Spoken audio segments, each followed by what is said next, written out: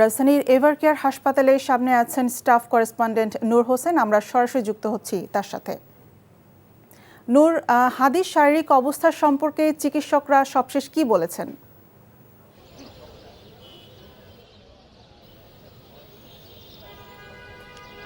সুরভি, শরীফ ওসমান হাদি যিনি এভারকেয়ার হাসপাতালে চিকিৎসাধীন রয়েছেন, তার চিকিৎসা একটি মেডিকেল বোর্ড গঠন করা হয়েছে এবং সেই মেডিকেল বোর্ডের পক্ষ থেকে চিকিৎসার বিস্তারিত আপডেট গণমাধ্যম কর্মীদের কাছে জানানো হয়েছে এবং তার পরিবারের কাছেও জানানো হয়েছে এবং সেই আপডেটের মধ্যে স্পষ্ট করে বলা হয়েছে শরীফ ওসমান হাদির যে অবস্থা, শারীরিক অবস্থা, সেটি এখনও খুবই আশঙ্কাজনক, অর্থাৎ খুবই সংকটাপন্ন। তবে তারা সে আপডেটের মধ্যে বলেছেন যে ওসমান হাদির যে কিডনির কার্যক্ষমতা সেটি কিছুটা ফিরে এসেছে, বাকি তার যে ব্রেইনের অবস্থা সেটিও আগের মতো রয়েছে এবং ফুসফুসের অবস্থা সেটিও আগের মতো রয়েছে।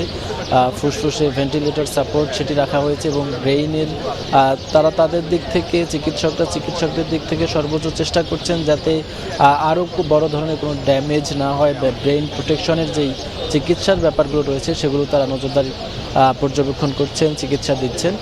এবং মেডিকেল বোর্ডের পক্ষ থেকে সেই আপডেটের মধ্যে জানানো হয়েছে শরীফ ওসমান হাদির ব্রেইনের অবস্থা যদি আরেকটু ভালো হয় সেক্ষেত্রে তারা তার সিটি স্ক্যান করবেন এবং সিটি স্ক্যান করার পরে তারা ব্রেইনের যে অবস্থা সেটি জানতে পারবেন। এছাড়া অন্যান্য যেই শারীরিক অবস্থা, তিনি মারাত্মক ইনজুর্ড হয়েছেন, সে সমস্ত বিষয় আসলে এখনও আশঙ্কাজনক রয়েছে, সংকটাপন্ন রয়েছে। তবে তারা বলছেন যে দেশের সমস্ত মানুষ যাতে শরীফ ওসমান হাদির জন্য দোয়া করেন সেই আহ্বান তারা জানিয়েছেন এবং তারা তাদের দিক থেকে সর্বোচ্চ চেষ্টা করছেন তার চিকিৎসায় কোনো ধরনের গাফিলতি করা হচ্ছে না এবং তাকে যাতে সুস্থ করে নেওয়া যায় সেজন্য যতটুকু যা করা লাগবে সেটা করার আশ্বাস আসলে তারা দিয়েছেন।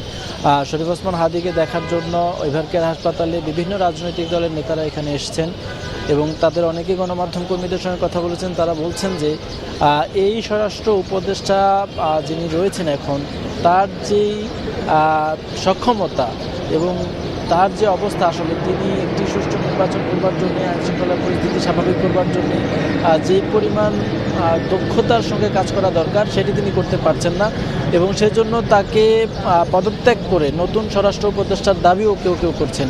এছাড়া অন্য অনেকে যারা শরীফ ওসমান হাদিকে পছন্দ করেন তাদের অনেকেও এবারকেয়ার হাসপাতালের সামনে আসছেন এবং শরীফ ওসমান হাদির সুস্থতার জন্য দোয়া করছেন। সুরভি।